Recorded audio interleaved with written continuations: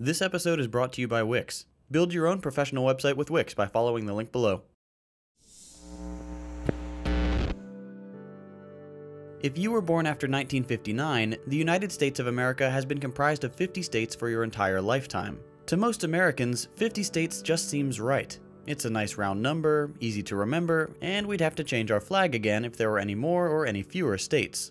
That being said, we have changed our flag in the past. In fact, we're on our 27th iteration. And throughout the country's history, there's been a fluctuating number of states considered part of the country. Some seceded and came back after the Civil War, some weren't added until the mid-1900s, and some never made the cut. In this episode, we're going to look at a few of the weirdest proposed states that never got their star. Let's start with Jefferson. The only thing that makes this failed state interesting is that it wasn't just one failed state, it was four. Four different regions tried to claim the name of former President Thomas Jefferson and become an official state. The first was a mining community in the Rocky Mountains in 1859. They requested their own state and the government conceded, but when it came time to draft a constitution, the citizens couldn't come to an agreement and the project dissolved. The next two attempts at founding the state of Jefferson both came from Texas, specifically portions of Southeast and West Texas. Since Texas is so large, it was given the option to split into as many as 4 separate states when it joined the country. The first proposal to establish Jefferson by carving out the southeast portion of Texas never really gained steam, and when a group tried the same thing in the west of Texas, they couldn't get enough state sponsors to approve it and it fell through again. Finally, the fourth attempt at founding the state of Jefferson came in 1941, when groups in Northern California and Southern Oregon decided they wanted to be their own separate entity.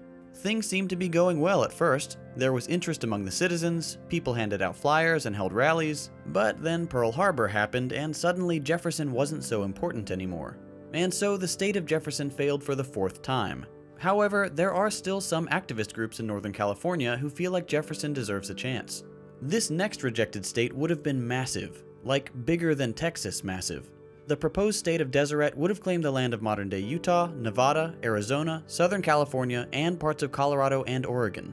The 1849 proposal came from Mormon settlers in the west of the country who saw an opportunity to gain considerable political power in the new territory. Within a year of the land becoming available, the Mormons had held a constitutional convention, drafted and adopted a constitution, and began to petition the federal government for statehood. To be fair, all the paperwork was in order. Deseret's constitution was very thorough, outlining the rights of its citizens, establishing a militia, denoting the separation of powers, and ensuring the free practice of all religions. Unfortunately for the would-be state, in practice the Mormons weren't exactly living by their own constitution. For all intents and purposes, Deseret would have been the civil arm of the Mormon Church in the Western Territories. The church held complete political control over the region, establishing what amounted to a mild theocracy. Deseret maintained unofficial power in the region for 2 years before being dissolved by the General Assembly during the creation of the Utah Territory, never achieving statehood. The Mormons would petition 3 more times over the next 3 decades, without success, though a group of leaders would continue to meet as a sort of shadow government from 1862 to 1870, ratifying the laws passed by the territorial legislature under the banner of the state of Deseret. The next failed state on our list is perhaps the one that came closest to becoming a reality. The state of Absaroka, proposed by a group of business and political leaders in 1939, would have encompassed parts of South Dakota, Montana, and Wyoming.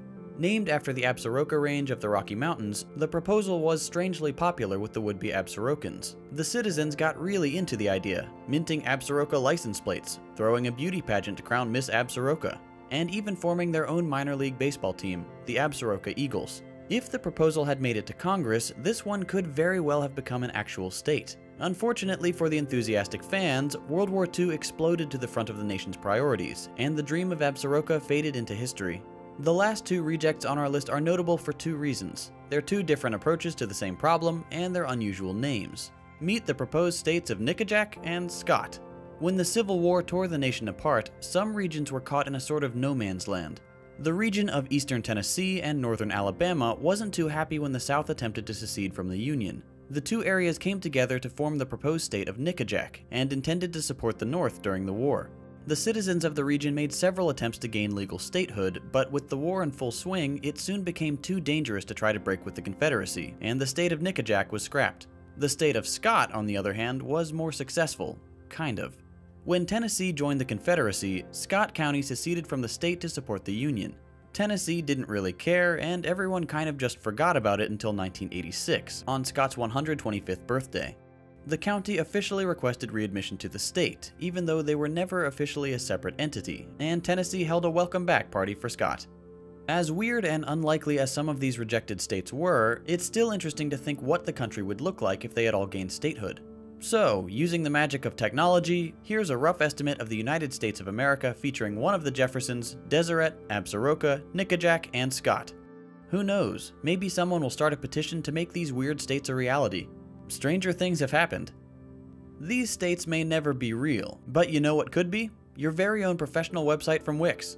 Seriously, if you need a website, Wix is the way to go. Wix helps you build a sleek, professional website to showcase your skills, sell products, book gigs, and just about anything else you could want. Wix does all the heavy lifting like hosting, custom domains, email marketing, and more, allowing you to focus on the creative side of things. You have total creative freedom over your websites, allowing for limitless possibilities, and you don't even have to be a web designer.